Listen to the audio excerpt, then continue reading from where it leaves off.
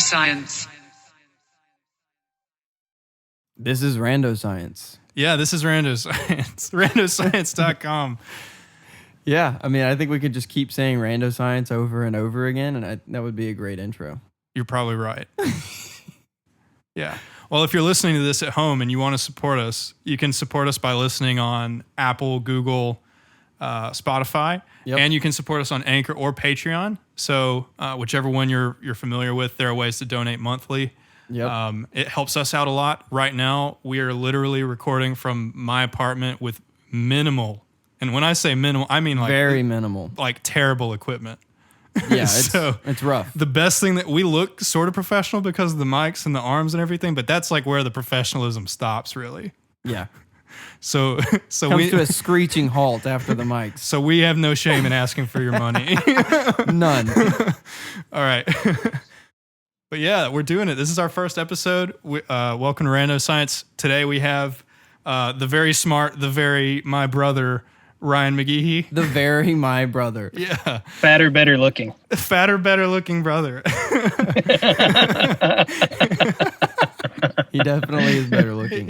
I think so too, actually. Yep. It's unfortunate, really. There's no lifeguard for the gene pool. So. Oh my God. And yeah, how's it going, Ryan? Tell us, where are you?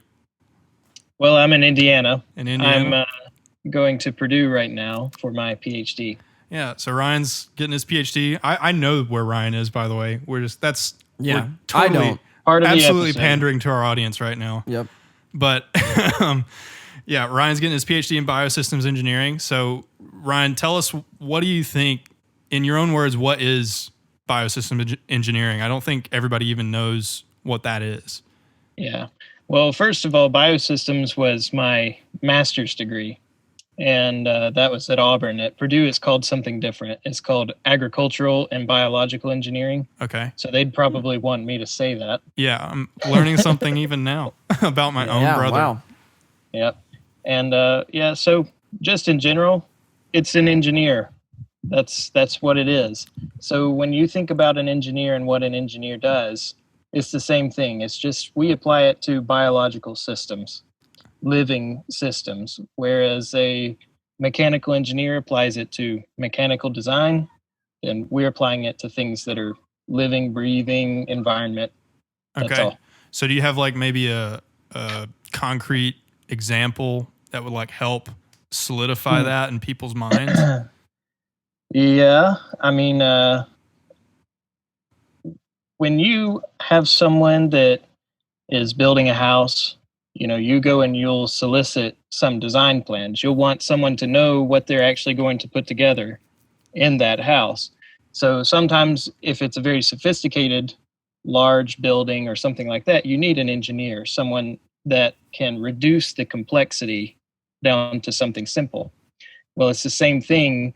Agriculture, environment, they're all actually very complex. And so you want someone that can reduce that down to simpler terms or plot a course for how we should manage it, how we should use it. Those are the type things that we look at. Yeah. So, I like that answer. So like what, so tell us a little bit about like, what does your research focus on? What problems are you trying to, so you're an engineer, what problems are you trying to solve? Yeah, the problems that I would be interested in actually are mostly pertaining to climate, water, and soil. And specifically, we have a complex and changing climate. That's probably my favorite part, actually. The part that I'm most interested in is,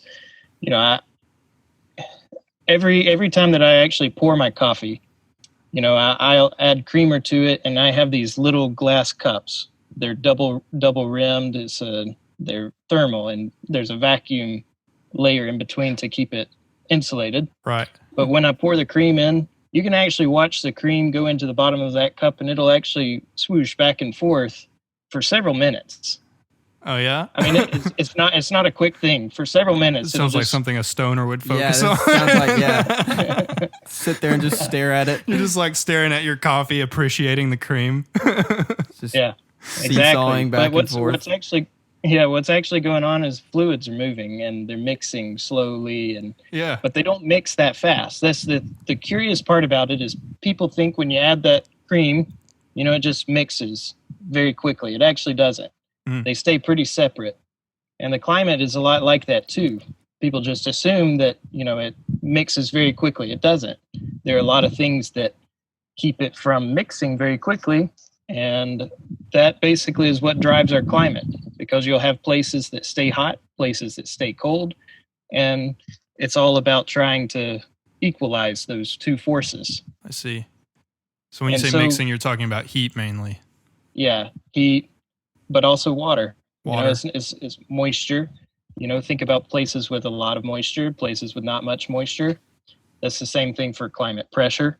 Yeah. So you think about places with high or low pressure. That's basically what drives storms. And all of those are related. It's not just one at a time. It's multivariate. And I love it.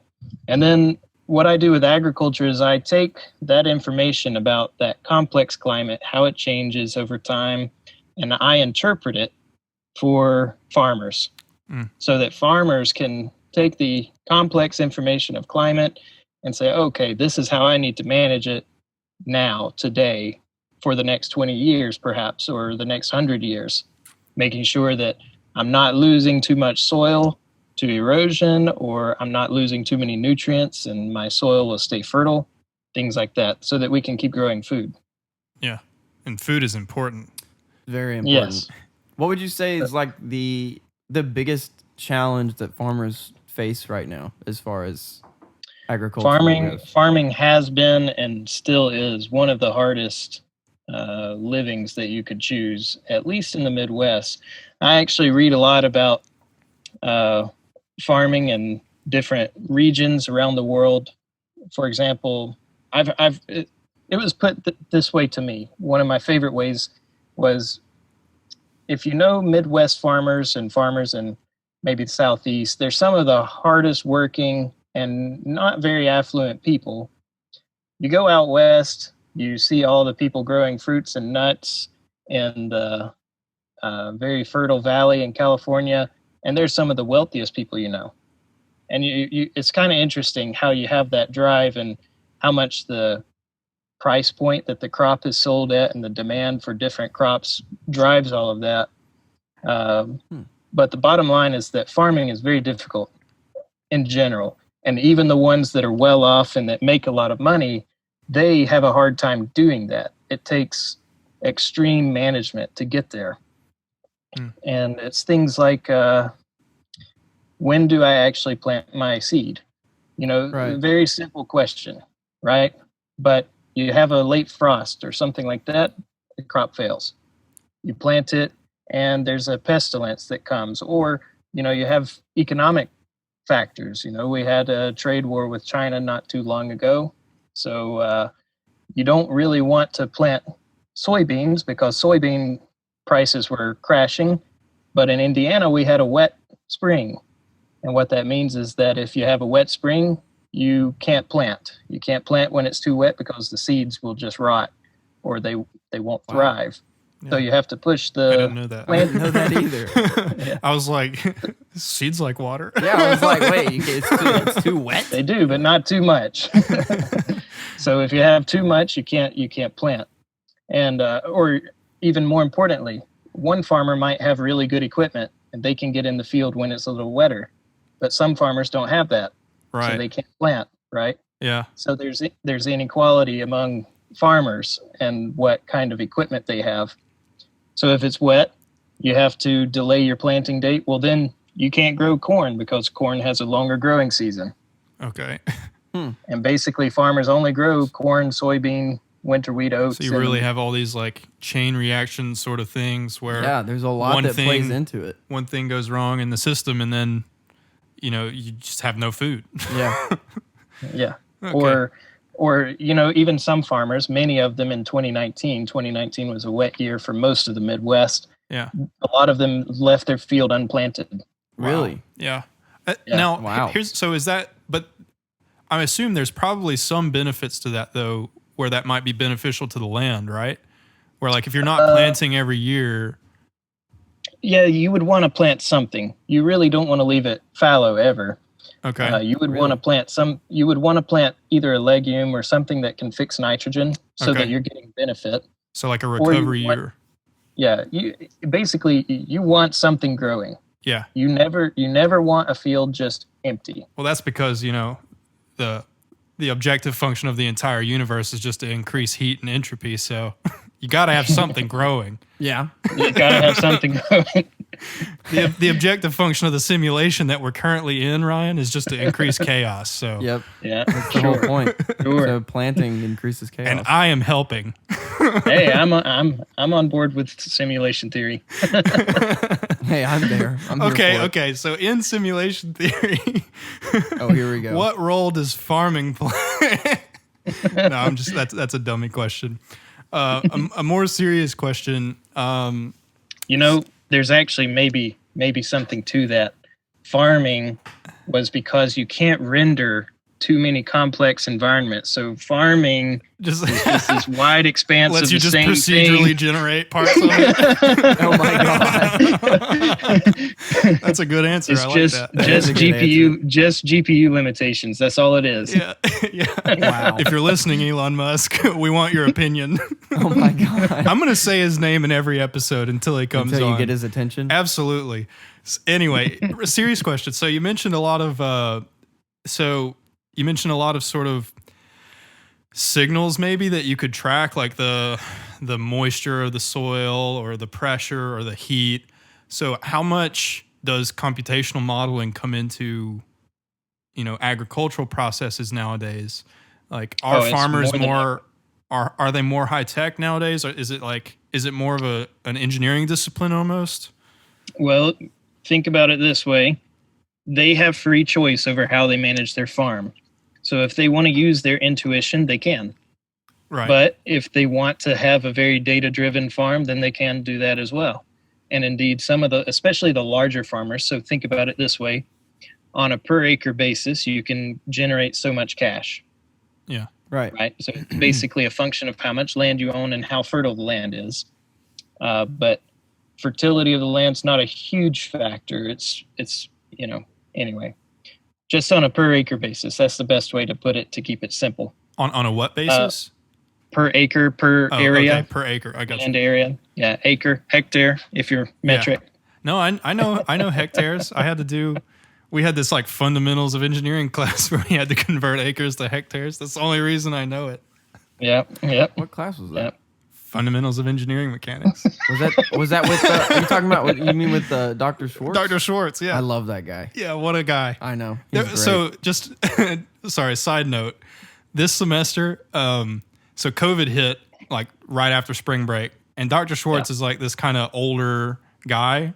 And there was a moment where he was like, I'm going to cancel the entire class because I refuse to do the class online. Oh my gosh. Because he's like that old school. That's hilarious. Yeah. Yeah. Sounds right. Yeah. Yeah, I know he's an some old dude. professors like that. Yeah. So I know part of your specialty is remote sensing, right? Yep. So do you want to talk about? Yeah, let me answer the question about the farmers. Okay, go ahead. So they definitely are integrating more than ever before data science and modeling to some degree, mostly modeling so let me perhaps best to define that first. Most modeling is going to be some kind of hydrology, some kind of perhaps sediment and nutrient modeling, or even some models are economic models. So they're just looking at the price points and how much crop am I going to have and what can I sell it at, things like that. Farmers are definitely interested in the prices of the different crops. They're not so interested right now in the environmental aspect. Now, regulators are. So government. when you say environmental, do you mean like sustainability? Well, they probably are interested in sustainability. They want to pass their farm down to the next generation, but I don't know how closely they're looking at that. Okay. And whether they would pay for someone to do that. Right. Now, the government, on the other hand, is very interested in that. and we have regulators like the Natural Resources Conservation Service. So what they do is they actually require, if you're going to receive government subsidies, for every farm to have a conservation plan. Does that make sense? Yeah, totally. Yeah. So you don't have to do conservation on your farm, but you can't receive government tax money if you're going to do that. Wow. Which is a fair deal in my opinion. It's a positive. So it gives them choice, and I really like that politically, and maximizing choice seems like a good thing. So what they do is they'll send an agent to your farm, they'll assess it and create a conservation plan. And if you implement that plan, then you can receive government subsidy. And it's just to make sure that your farm isn't having excess erosion problems, excess nutrient loss will be more in the future. They haven't really done that just yet. We're moving that direction because of what's happening in the Great Lakes. If you're not familiar with that. So maybe I'm not familiar with it. What is happening in the Great Lakes? What's going on there? So in the Great Lakes, in 2015, the city of Toledo actually had to shut down its city water. I do know is that like related to what's happening in Flint? Yes. Okay. So Flint is a little different. I mean, it's related in that, we have these aging and old water infrastructure that can't handle all the pollutants in the water. So we have to maintain that in the environment, or we have to upgrade all our systems, plus live with a degraded environment. Yeah. So two choices: keep it clean and have minimal infrastructure, or have very big and powerful infrastructure and a degraded environment. And I think people would prefer the first one.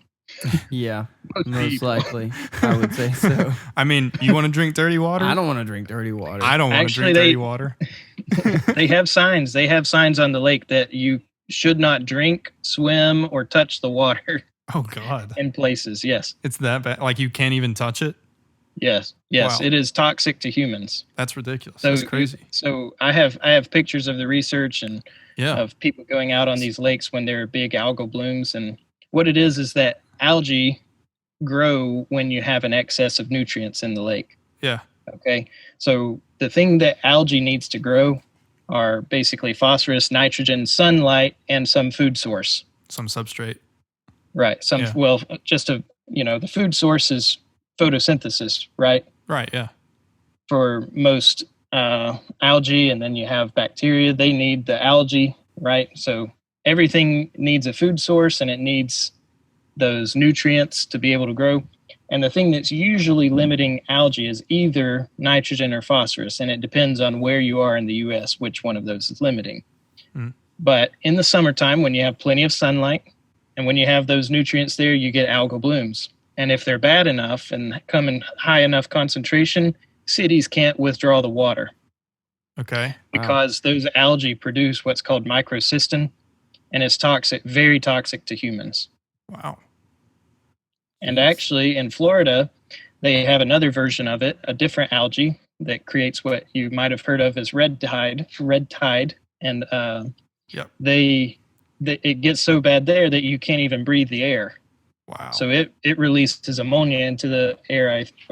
I don't need to say that. I'm not sure what it is it releases, but it makes it hard for people to breathe. Yeah. I think Wow. I've heard something about ammonia, and it may not be ammonia, but I've heard those two like related somewhere. Yeah, I think it is. I might be saying it wrong, but yeah. It's all right.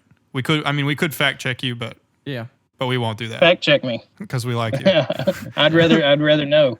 This is gotcha journalism at its finest. We're just gonna Google this right now. Ryan McGehee says algae releases ammonia. What an idiot. Yep. Game over. No, I'm just kidding. What an idiot. It was actually ammonium. Yeah, something stupid. Oh my God. He spelled it wrong when he said it. Wow. Disappointed. Yeah. So it sounds like to me like farming is more of a reactive kind of trait because it sounds like you're just kind of responding to like the economic situation. One crisis after another. Yeah, you're kind of just responding to a bunch of different factors. So like, You're exactly right. What's the soil like? Yeah. I mean, so it's not predictive. Like, how big of a factor is the carbon dioxide in the air? Like, because I know that's probably changing the soil, like the pH of the soil when it rains, because it's carbonic acid. So yeah, so there may be some change. We probably aren't seeing much of it just because I'm not sure that there's enough acidity to be able to drop the soil, because you're talking about, ppm, very, very small concentration. Yeah, parts per million for people who don't use that term often. Thank you. Yeah, no problem. Yeah. Yeah, you're talking about very, 1 in a million part, CO2, for all the other particles in the air, right? And currently it's somewhere like 410 ppm, so 410 CO2 particles per, million air particles. Right. So that's a low concentration, and it does impact things like greenhouse gas warming effect, things like that. But when it comes to soil acidity, probably not very strong. Okay. But what you were getting at, CO2 is important for example, crops. So when we go from 300 ppm to 600 ppm, we grow actually more productive crops. Oh. So most crops, they continue to become more efficient with more CO2. CO2 is actually a limiting factor on their growth. That's interesting. And it peaks somewhere for different crops, right? So some crops might peak at 600, and then above 600, then they start to decline again. So it's a upside down parabola. Okay, gotcha. And same thing for other crops, but I think wheat is somewhere around 1,000 ppm. So it's going to be so actually wheat will continue to get more and more efficient, growing in a higher CO2 atmosphere. But then you have things like, okay, well, yes, it's increasing for CO2, but if it's getting warmer and it gets too hot, then the plant's under stress because it doesn't have enough water, and then it won't grow as much. Right. So there's a feedback. Mm-hmm. Gotcha. So again, there's that complexity that it's not just one process. It's a lot of different processes. So how many of those factors do farmers have control over? Like how many of those things can they actually control? Like influence. Yeah, like influence it. Well, if farmers right now control basically the nutrient composition of the soil, and they do that by adding different fertilizers. Right. Okay. And they can control the pH of the soil by adding, for example, if you add lime, then it increases the pH, right? Yeah. Reduces acidity, increases pH, becomes more basic. Okay. Wait. Why would adding lime reduce the acidity? Are you talking about literal lime, like the fruit? No, not like the fruit. No. Lime, okay. No. Like limestone. Lime, like limestone. Okay. Yeah. Okay. I was wait a second. Yeah, no, not because lime. Like the fruit like the is like citric acid, so that's so that's going to increase acidity. Yeah, the common substance. Goes to show how much I know about Come farming. on, Andrew. Hey, I am a computer scientist. Thank you very much. I don't go places where there's no Wi-Fi. No. They have Wi-Fi on the fields now. Yeah. Oh. Everything's Maybe moving I will to go drones. outside then. Bro. No, I'm it's playing moving around. to drones, Okay, so limestone, and it's basic. Right. Okay. Not just limestone though. So think about there are two main types, dolomitic and calcitic limestone. So the two things that are increasing the pH there are calcium and magnesium. Okay. Yeah. So they're on the left side of the periodic more table. Basic. Yeah. Yep. That makes sense. Positive ions. Yeah. So what do they use to decrease the? Like, how do they make it more acidic? Well, actually, I don't know if there is a good one. That's usually never a problem. Yeah, I don't feel like that would be, but it's probably just like rain. Like you rain, were saying, the rain is slightly the rain would kind of above neutral or slightly below neutral for acidity. That's precisely right. So it's probably constantly balancing things.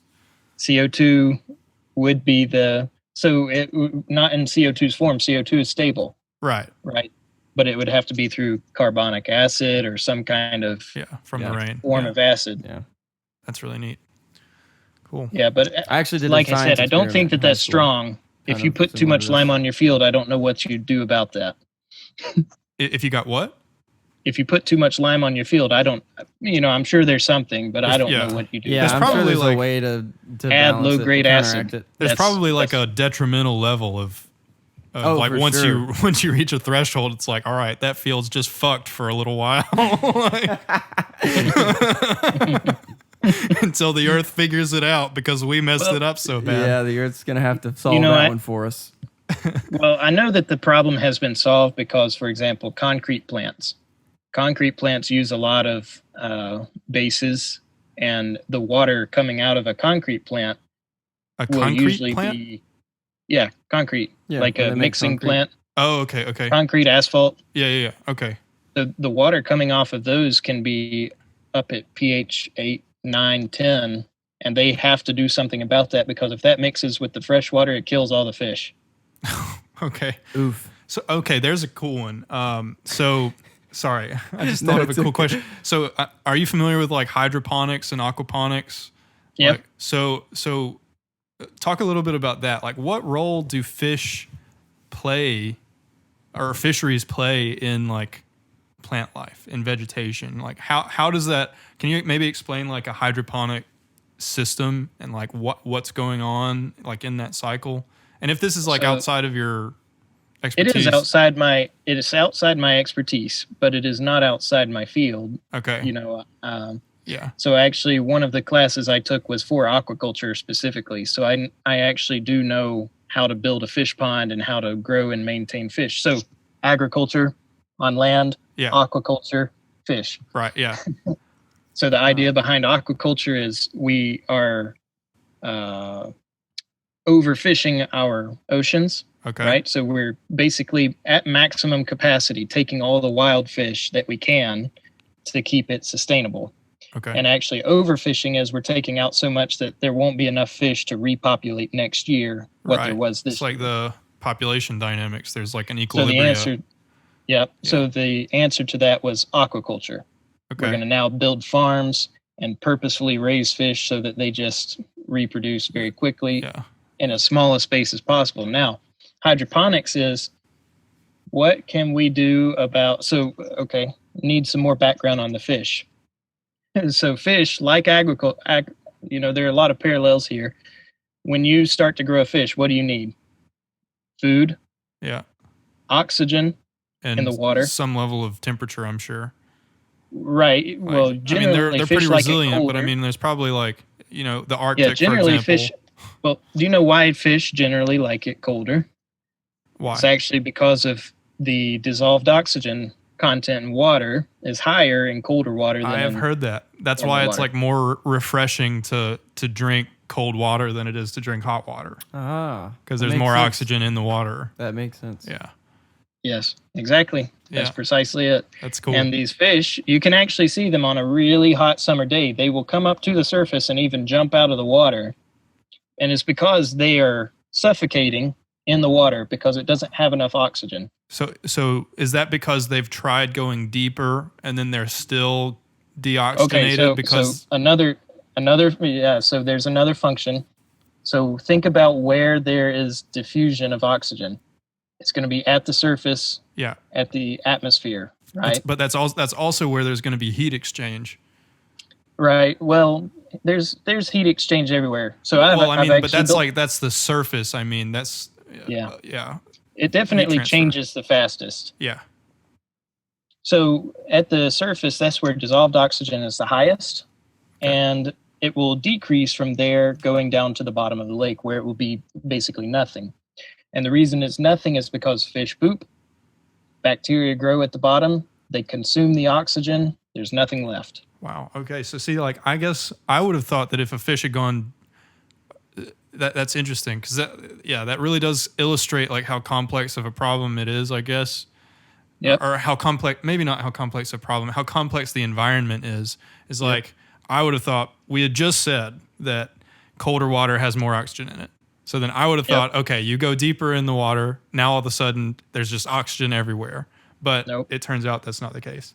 2 processes at Because there's least. bacteria that's sucking it all up. Yeah, there's something else that's that's consuming the consuming it. oxygen. Yeah. That's crazy. So then they have to come closer to the surface. Right. So they don't. Yeah. So what they do in fish ponds is they put in mechanical aerators.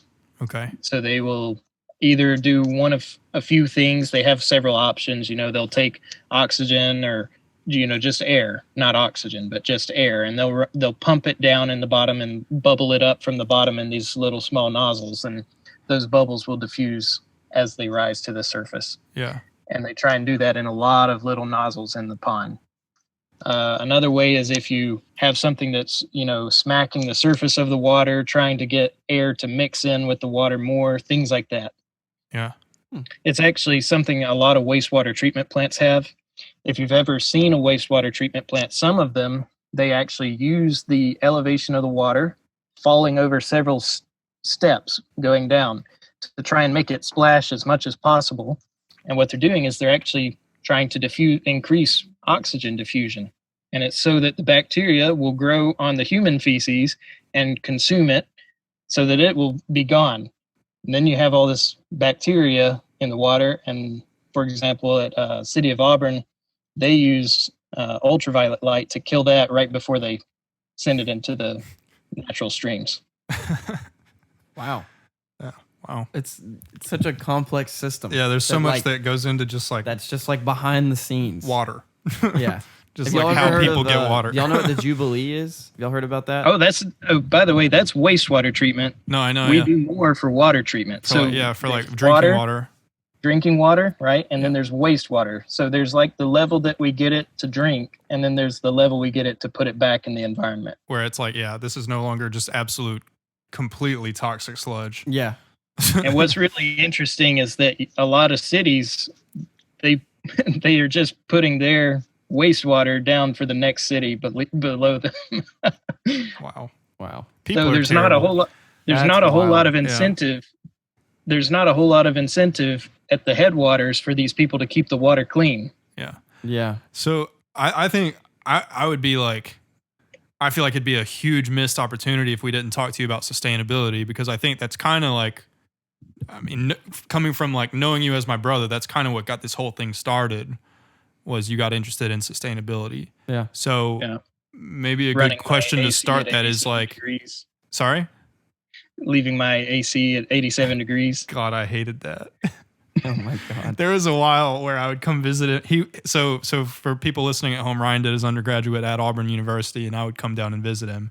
And he would leave his air conditioning at 87 because he was like, that's reducing my power consumption. Oh my God. And that's helping the environment. 87?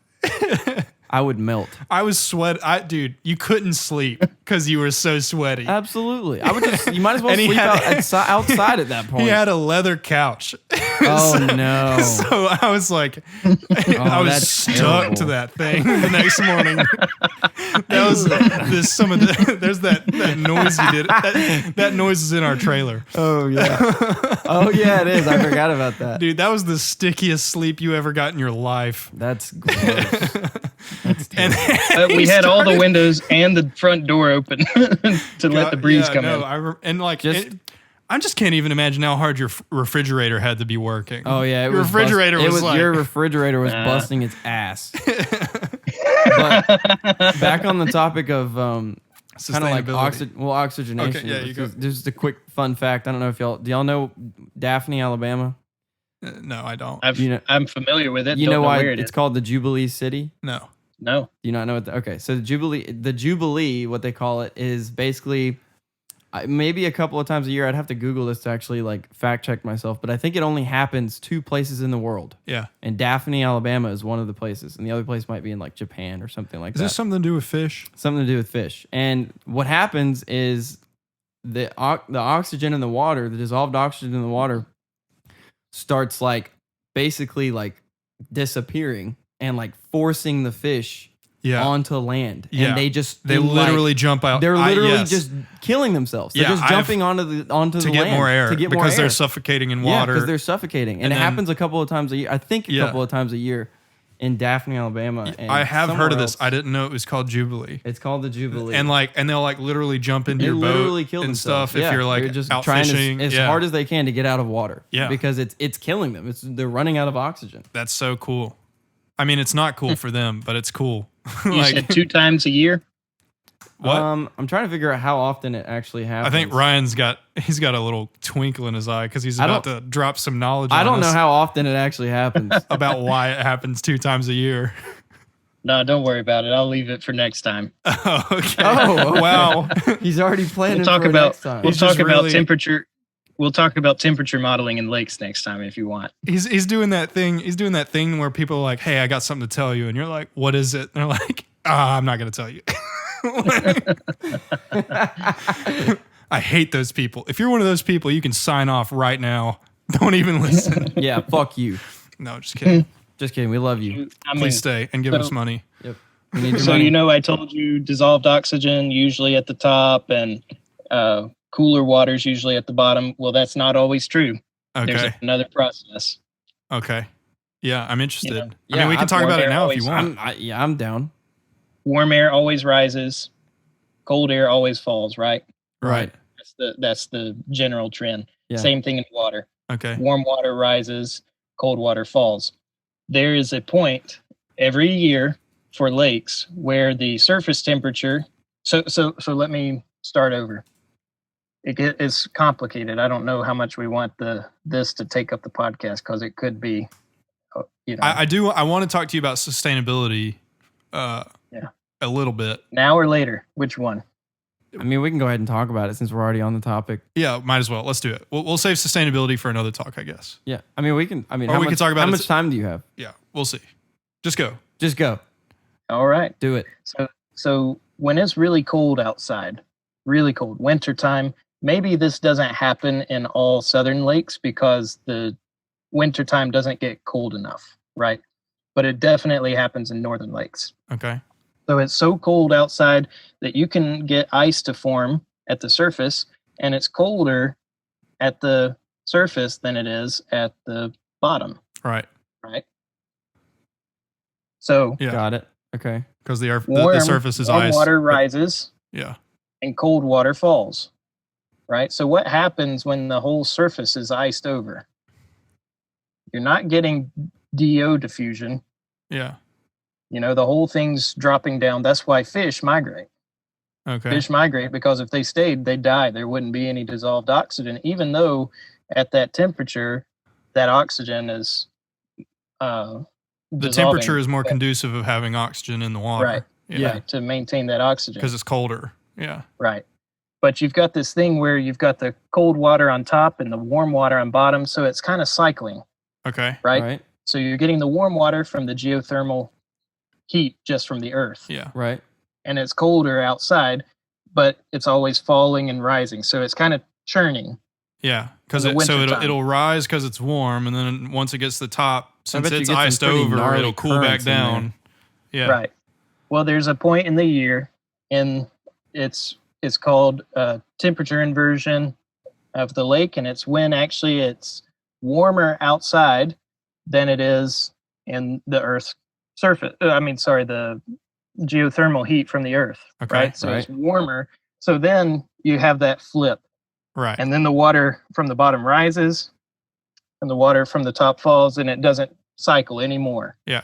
And then you get this strong stratification. What that means is just that you have distinct layers, like, Yeah. where it's cold here or it's warm here, et cetera, Right. Okay. So you have like these layers. And I was wondering if that might coincide with what you're talking about. The temperature inversion. It's very possible. So, from what I'm reading right now, it says that Jubilee only occurs in 2 places: the eastern shore of Mobile Bay in Alabama and in Tokyo Bay in Alabama, in Japan, not Alabama. Jesus. Wow. Tokyo, Alabama. Yeah, Tokyo, Alabama. Americans, they don't know their A Tokyo geography. car. That's funny. Trying to see like what the Does actual, does it happen once a year? Did you find several times a year? several times a year? Okay. So maybe Okay. not. That's probably not. And this. Mobile's like They said that it supposedly happened. There have been years recorded where it didn't happen at all, Okay. but they're exceedingly rare. Like years where it doesn't happen are rare. Yeah, where there's no. So it's like pretty consistent. Jubilee. Yeah, that's crazy. That's pretty neat. That's something that's interesting too. Is like, how does an environment? So if you have an environment where basically like once or twice, however often it occurs annually, just an entire population of fish just like kind of kills themselves. Like how does the environment? How does that sustain the fish? It's not all of them. I'm sure it's not all of them. As the fish die and leave, then they're not taking up any oxygen, and the few fish remaining are having a better quality of life. Right. So that's what I'm thinking is like, for me, it seems like, so I'm interested in it from like an evolutionary natural selection type perspective, because that's like a lot of my work is in evolutionary computing, which is like, sort of biologically inspired, but mostly not. So I'm thinking of it like, is that like almost like a proxy for a fitness function of like, how long can you last without oxygen before you try to kill yourself? And then in that case, so then the interesting question is, in that case, do you start to breed fish who are now more resilient to that? And then that raises the question, like, why is it so consistent? Because then eventually you would ideally have a population of fish that can resist this force of nature. Yeah. Yeah. I guess probably the obvious answer would be that the evolution takes too long. That like actually they aren't actually that resistant. They're just lucky. Yeah. So a few things like has Jubilee actually been occurring for thousands of years? That's another answer or another question. Yeah, I'm not sure how long. I know it's been recorded for a while. I'd have to look that up as well. But it looks looks like here the only place it says, although Jubilee events may occur in other areas of the world, Mobile Bay is probably the only body of water on Earth where this phenomenon occurs regularly each summer and where Jubilees are fairly predictable. That's interesting. Now I'm like curious, under what conditions are you able to predict it? There's a lot. Like, what are they sensing? What are they taking in as input to predict that Jubilee is coming? But that's the optimization. Well, I'm betting it has a bunch that goes into it. Yeah, it's actually pretty interesting. Yeah, sounds like there's probably a master's thesis in this for somebody. I feel like there's a lot of research that you could do on this. Yeah. But anyway, we can go ahead and move forward onto sustainability because Ryan used to keep his AC at 87 degrees. It sounds like he was trying to kill you, Andrew. Like a freaking psycho. I only did it that temperature one night. That was the last time too. I dropped it back down. That was the last. I hope so. Well, Jesus. I mean, it was summer. It was like freaking July in Alabama, in Auburn. Yeah. I would have had to kill you. No, I mean, like I said, I was like stuck to the couch. Yeah. It was like Velcro. Well, it wasn't ever bad after about 11. It's like the closest your skin has ever been to Velcro. Oh my God. Yeah. If you want to try it, that's an experiment for listeners at home.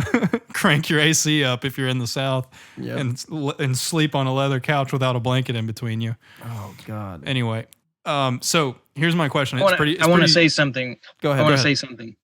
You were mentioning about evolutionary computing. Yeah. I was just going to point out there are so many things in computing particularly, but also other fields that are biologically inspired. Oh, yeah. Yeah. So here's something I didn't know. A lot of the AI, for people listening, AI is like my specialty. It's my focus. It's what I want to do my PhD on. But you look back at like a lot of the early AI papers. So this is like going all the way back to like the 50s and the 40s even. And they're posted in psychology and neuroscience journals. They're not posted in because there were no ML journals, obviously. But you would at least think they'd be posted in like computer science journals or in mathematics journals. Yeah. And they're really not. They're in psychology and neuroscience journals. And that blows my mind. Yeah. Because, I mean, the parallels are crazy between neuroscience and AI, but at the same time, they are very distinct because the way the human brain, we've made leaps and bounds in how the human brain works in the past 10, 20 years. And the way that it works is vastly different. from how a typical neural network would work. But anyway, we'll save that for another talk because this is not a neural network talk, even though I love them. Yeah. So we could really sustainability. Yeah. I have a simple question. It's simple, at least the way you phrase it, but the answer is probably going to be very complex. How bad is the current state of the world in terms of sustainability? It's not sustainable. That's the simple answer. Yeah, but exactly. There's a simple answer, but I want you to like tell us how bad. Yeah, tell us like, what is it that you see? What are the complexities of the issue? Is it solvable? Stuff like that. Oh yeah. No, nothing I've seen is unsolvable so far. Literally nothing. Okay. From the energy that we need, so think about the main things that humanity needs and the main things that we are producing that need to be dealt with. All right. So think of input and output. Yeah. Right. So inputs, we need to ensure that we have enough inputs to continue growing or at least sustaining. And then outputs, we need to make sure that those outputs don't have negative consequences later. So the inputs, energy is probably the biggest one. And energy is definitely abundant. We have a sun and it produces far more energy than we need. And we need to just think about how we're capturing and using that energy. Right. Can you hear how much wind I'm getting right now? I can see it behind you. That's for sure. Yeah. Yeah, we might have a form storm of energy. Speaking of energy. Exactly. Perfect segue. If there is one or two pressure points, I would say it's probably food and water. Okay. Specifically food because of land. And it's not because we don't have enough land, it's that the way that we use our land is not very efficient. Okay. Right. So, for example,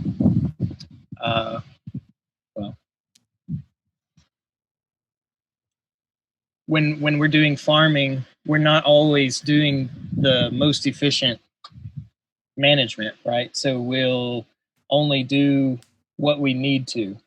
And that's sort of how we look at all of our problems as a species. We just do the absolute minimum amount of work to get whatever we need to done, and don't do a whole lot of thinking beyond that. Yeah. Yep. So sustainability that's very true. in general requires you just to think a little bit more. Right. It's like chess. You just think a few moves ahead, Yeah, exactly. Just a few moves ahead. And you'll really improve your game.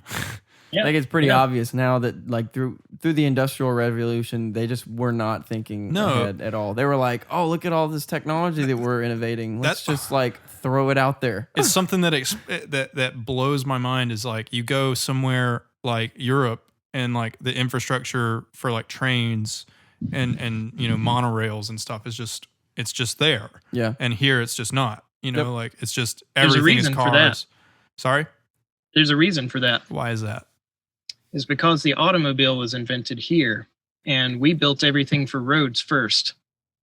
Yep. Yeah. Yep. I mean, because I'm not saying that cars came before trains. Trains were before cars, no doubt. Obviously. But I'm saying at scale, right. There wasn't, you get what I'm saying? Well, probably there was also sort of like that pride, American pride of like, oh, we're using cars. We're the most technologically advanced. And it's like hilarious to kind of look back and be like, wow, we're idiots, because we're pumping so much CO2 into the atmosphere and just like, yeah. Well, I think it's that. And I think when you look at like kind of the timeline, I mean, Europe was around for a lot longer. So they were kind of building out that infrastructure for a long time. And then the Industrial Revolution hit as America was kind of like, coming up and then cars got invented, but we were still building out the railroad system. Yeah, and then once cars got big, we were like, we don't really need the railroad system. Just abandon all the work on the railroad. Yeah. So I mean, it just kind of looks like a natural progression to me, like just, like intuitively. So what is Ryan? What's like one of the worst contributing factors to the current state of the environment? Is it cars? Is it agriculture? Is it is it just wasteful, like consumerism? Like what's What do you think? That answer is probably different depending on who you ask. That's what I was going to... For sure. I was going to add the in your everybody, opinion. Yeah. Everybody has a different... Yeah, in your opinion, what do you think? And you can name multiple. You can kind of rank them if you want. Yeah, I would rather rank them than to say one or the other, because it's not that I don't consider any of them it's not that I would think they're unimportant. Right. Any one of these. So and we don't want any like comments saying, "Hey, you didn't say this." I don't care what they say. I don't either, actually.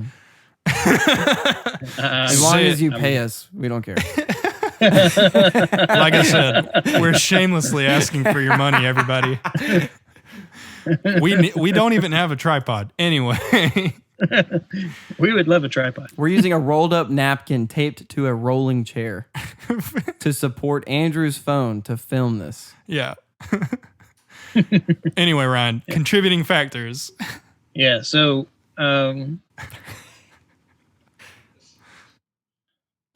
for environment, I tend to think of things in terms of a model, okay, because I do a lot of modeling. And the first input for us is always climate. Right. So I'll start there. Climate change, CO2, methane, and some of the aerosols and the odd chemicals that you don't hear about, but that are very important for climate change as well. Right. So like refrigerants, things like that. Mm-hmm. Those are important too in greenhouse gases. You always only hear about CO2, but methane. Methane's a big one. Yeah. Right. And like aerosol products and stuff like that. Well, methane is a big one for agriculture. Yep. Because cows produce a lot of methane. Yeah, for sure.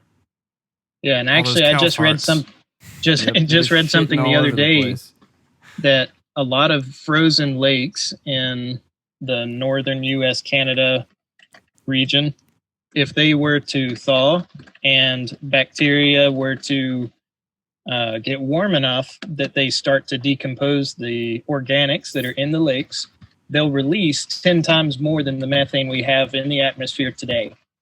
And methane accounts for something like 20% of the warming effect. Wow. So think about going from 20% to 200%. To 200%. Yeah. Right? That's scary, yeah. Oof. So and it wouldn't be over time like cars. They're putting out a slow amount. This would be all of a sudden a big release. Yeah. Wow. Think about the destabilizing factor that would be. So when you hear about scientists talk about like points of no return and things like that, that's what they're referring to. Things like that. So they're talking more about like catastrophic events almost. Yeah, but no one's sure of when it will happen or what level it would take, because we don't even have models good enough to predict when lakes freeze and thaw. Yeah. They're not good enough. That's crazy. I mean, and you can take a statistics model and extrapolate that, but they're not reliable. No, of course not. I mean, like, the state of the science is always improving, right? Maybe not. Well, I mean, ideally, I think there's more of it. No, I mean, I think there's more of it. I'm not sure people are getting smarter, though. I would like to think that things like, quantum computing and, better algorithms and stuff like that would ideally help us. Hey, we see the cardboard box that we're in. It shows itself. You're in a box. If you're listening to this and you're not watching this, Ryan has his phone in a cardboard box to prevent us from getting rained on. This is just an ideal first episode, isn't it? It really is. This is but I was saying I'd like to think that like quantum computing and, things like that would offer those kinds of leaps and bounds that we need to get models accurate enough to predict those sorts of things.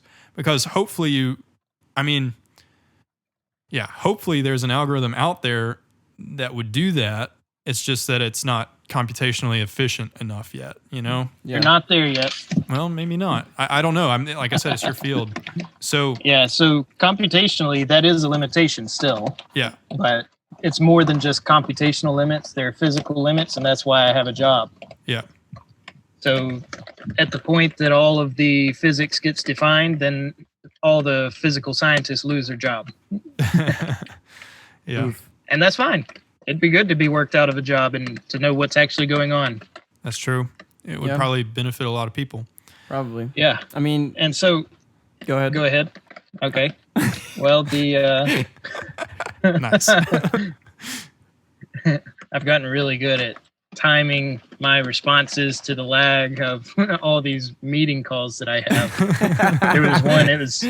I think everybody's like, that's an underrated skill nowadays. It really is. Yeah. Yeah. If you know how to like taking a good Zoom call. we could do that as a tutorial. You should put that on your resume. Yep. Like applying places you're like, I am very good at timing my Zoom responses. Oh my god.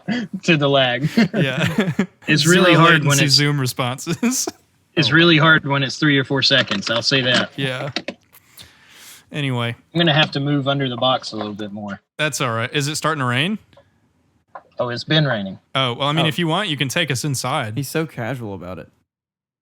Well, it's fine. All right. I'm okay being outside. Okay. It's really cool out here. It's like very refreshing. I like it. And there are no kids. Yeah. Yeah. That's the big factor. Yeah, that's true. Yeah, I guess if you took one. us inside, we'd have to hear some screaming boys. No, they basically stopped that. They're much more mature now. Oh, that's good. Now they just fight. Yeah. Yeah, so they don't scream at They're you. acting. At each They're other. acting so much more like adults now. Yeah. Now they just punch each other. Yep. No. So back to what we were talking about, the contributing factors and ranking them. So number one, what would you say is number one? I was saying greenhouse gases, big one. Yeah. And still mostly unregulated. People contributing as much as they want to. I don't know if it's accurate or not, but I heard California's implemented some level of a carbon tax. I don't know in what shape or form they've, implemented it. Several countries have actually banned internal combustion engines beyond a certain year, so it hasn't actually crossed that year yet, but some of them it's like 2025, 2035. That's hopeful. So Wow. but it's usually the cold countries, and if you don't know much about internal combustion engine, they're less efficient in cold. Yeah. So electric vehicles are actually generally considered better in a cold environment. Yeah. That makes sense. In addition to the being able to warm up, even basic things like gasoline. Gasoline's not as big of one, but ethanol in particular. So ethanol added to gasoline, it coagulates if the temperature's cooler. Yeah. And you don't want that. So it gums up. It gums up your engine. Yeah. Right. So it's sensitive to that. So after the climate, then I would say it's probably water is the next one. And that's just following what I said earlier. I think of it in terms of how it moves through the landscape. So you've got, some kind of climate system, and then you have rain, and it collects in lakes and rivers. And I would say a lot of our water, fresh water, is becoming scarce relative to how people are using it and not recycling, particularly groundwater. Groundwater is being used up at just accelerating rates, and nobody's putting anything back. And so I want you to think about this. There are massive million, possibly billion gallon reservoirs underground, and we're pumping water out of it. What do you think happens when you pump the water out of it and you don't put anything back? The soil dries up and turns into dust. Right, but more importantly, since there's nothing going back in, you're not supporting the weight that's on the surface. That's one of the main problems with fracking. So fracking, for example, in Oklahoma, they had something like a 400% increase in earthquakes because of fracking. Wow. Fracking, what they do is they take out oil and natural gas and they pump down high pressure water to try to support it. But water is different from the density of natural gas and oil. Right. Right? So you're putting something back that's going to occupy the same space with a different density. Right. It's going to change how it supports the land above it. And then you're going to get shifts in the terrain. Yeah. Earthquakes. And I think, this may just be due to density, but I think there may also be like a sort of viscosity factor where I think water transmits like seismic activity a lot better than like oil would, for example. Yeah, that gets more outside my expertise. Well, all of this is outside of mine. Yeah, same. But I think I've heard something about that, like, and that I'm not sure if that's density related or if it's like viscosity related. Like, I'm not sure if it has to do, because like there's such a thing as like non-Newtonian fluids and all of that stuff where it's like they don't transmit seismic activity. Well, like it definitely will transmit through the soil differently. Right. Or if it's a gravel aquifer through the rock and gravel, it'll move at a different rate. And also it'll carry whatever pollutants were there with it, Yeah. And because it's now going to move possibly further and faster than the oil was, it might mix with a stream. And now you've got oil mixed with water moving into the stream, something like that. Yeah. Yeah. That's dangerous. Yeah. And after water scarcity, I would probably say food scarcity. Okay. And this is a crazy statistic, but 1/3 of the food that we produce actually does not make it to your stomach. Yeah, it's just completely wasted. Yeah. Yeah. So there's waste in the field. So that's actually that's a topic that I'm fairly passionate about. Like, I feel like there's got to be better, like, sort of supply chain methods, particularly ones that implement like AI and optimization and stuff for predicting and forecasting demand of food. Because like if we could do that better, then that would cut down a lot on the waste. Yeah. But I think one of the issues that we kind of run into is that we develop these algorithms and we like say quantum computing comes out and like it's it works great and whatever. It would probably take years for anybody to actually start implementing it. Yeah. Because of the infrastructure that we have. And it's so frustrating that we don't actually we don't use a lot of the tools that we have at our disposal. Yeah. Especially I feel like in the field of sustainability, they're kind of lagging behind in technology, which would really help boost sustainability and supply chain management. What do you think about that, Ryan? Do you think that people it's a lack of trust. You think it's a lack of trust of AI, a lack of trust of people? A lack of trust of people. Okay. They're competing with each other.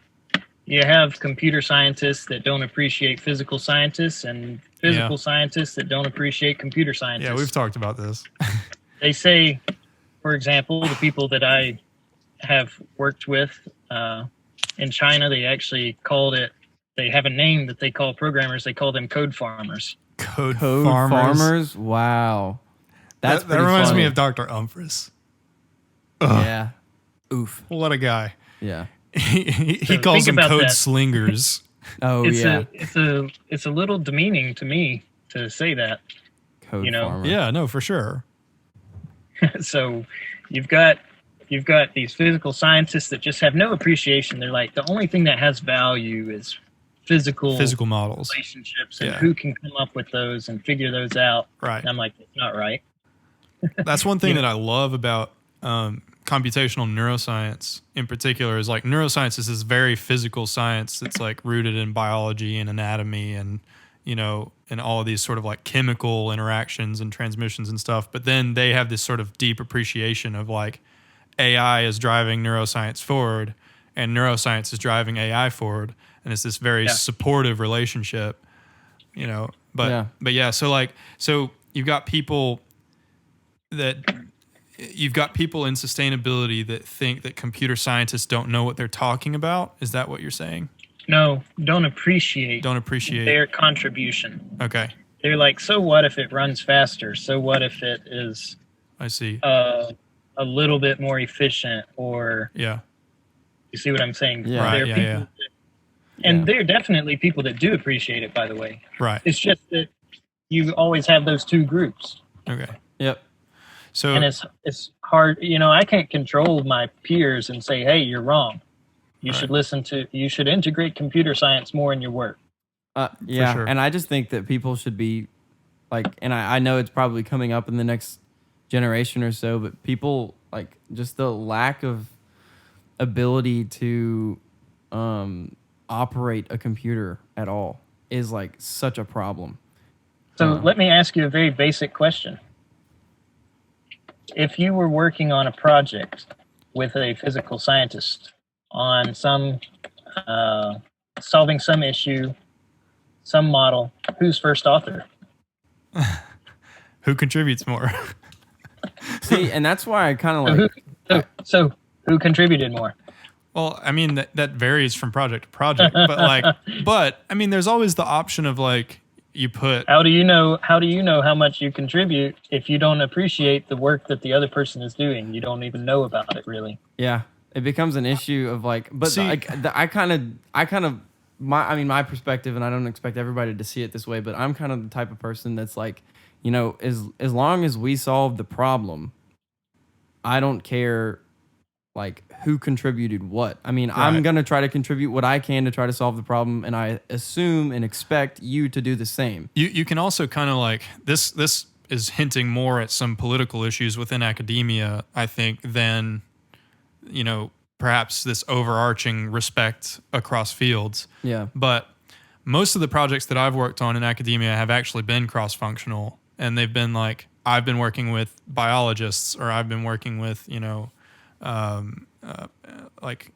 neuroscientists or whatever, you know, like people with different disciplines than what I work with. And I think like that's never really been an issue. Like you can kind of clearly tell who's done the majority of the research and who's done the majority of the work. But in the cases where it is equal, then I'm sure there is that bias of like, no, I contributed more, I wrote all the code.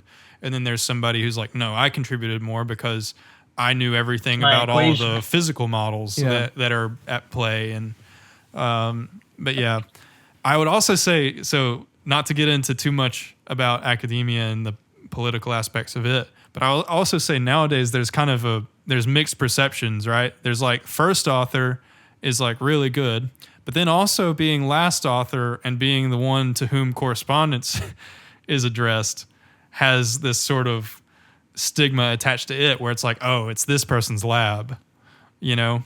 So I've seen a lot of papers put out where the biggest name on the paper is the last author. Yeah. And I think that nowadays is almost as valuable as being first author if you're the one that's like that owns the lab.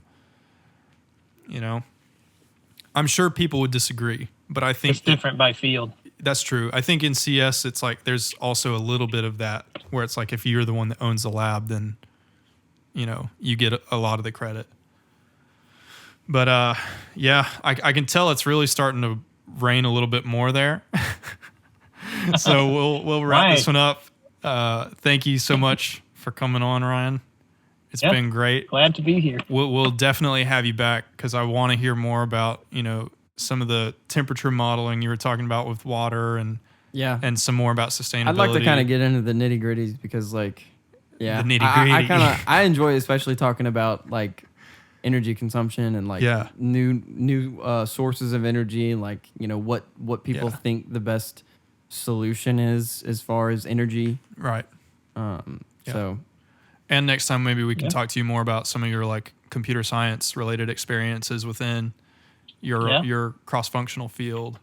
So I have those too for sure. They're not going to be groundbreaking. It's just mainly going to be things like how a physical scientist learns to appreciate computer science more. No, yeah, I think it's what you can do and how it has transformed my research, right, and made it more capable, more, you know, because we, you know, at least from my perspective, we tend to think of it as in terms of not how can I contribute to computer science, right, but how can computer science contribute to my work, right. And you're probably thinking of how can I contribute to computer science, right? Somewhat, yeah. You know, for us, we see it as a means to an end, right? And that's part of the problem, but it's also I don't want to be just a pure computer scientist. Yeah. It's just that, you know, there are things that I want to investigate that may need computer science. Right. Yeah. Yeah, I mean, There's definitely an aspect of computer science where it's like it is just a tool to solve another problem. I mean, that's kind of what we do is like we build something to solve something else. Yeah. A lot of the time. So I think that's a good perspective. We're all engineers. Yep. Well, that's it. Yeah. That's what it boils. Or we're all engineers. We're all scientists. We're all academics. Everybody's solving a problem somewhere. We're all in this together. Don't go there. Okay. No.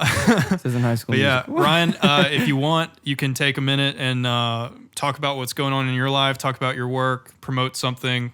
If there's anything, any issue that you're passionate about, any work that you have that's going on that's super exciting that you want people to know about, you can take some time and get it out there. What you got going on? Yeah. During this time with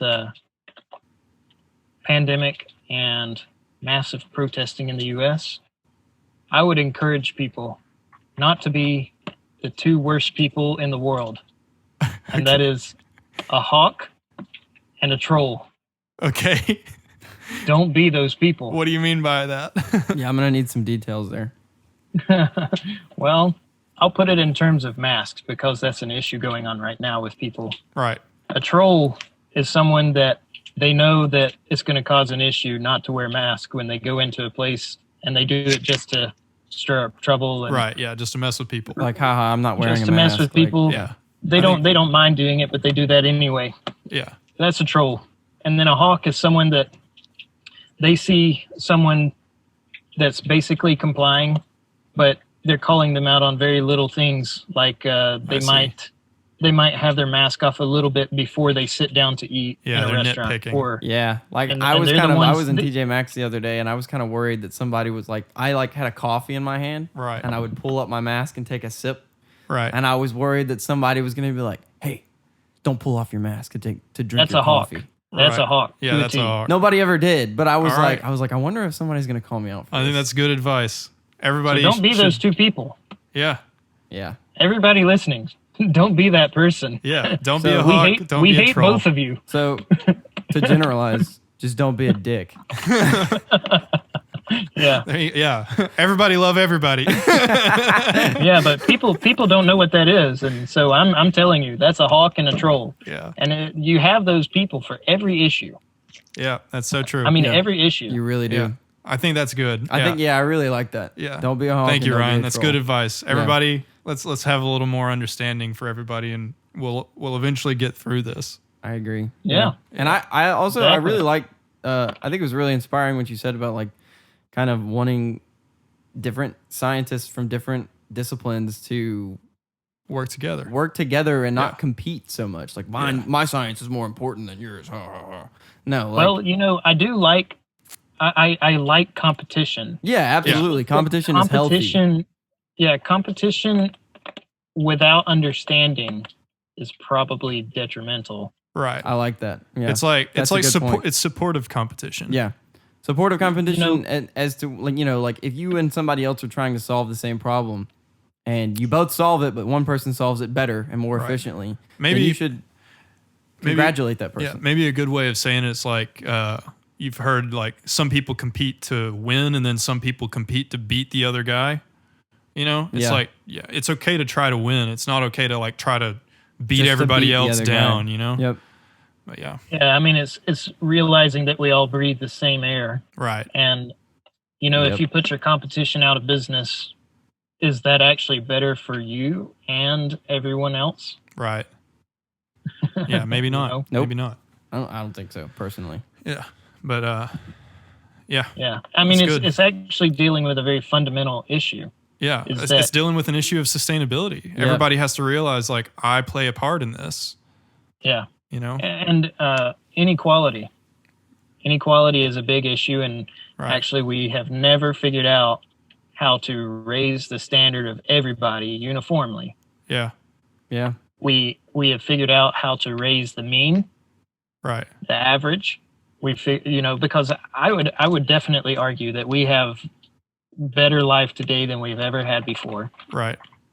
Absolutely. Just scientifically, if you look at our life today, it's easier. We have less work. We probably have more complexity than anybody ever before as well. Yeah. Yep. So that's the one area where it has gotten worse, and it will only continue to get worse. Yeah. I don't see any trends of making life simpler in the future. Yeah. Well, You think about pandemics and computers and what it takes to survive in the world today. It's probably more than ever before. yep. But we have the best quality of living Yeah. of ever before as well. That's kind of what I was going to touch on. Is that like this is the first time in the history of the world that we've had to we've dealt with a pandemic like this, and like the world didn't go to complete shit because we have computers. You and mean technology. like this is the first time we've had a pandemic post technology? Yeah.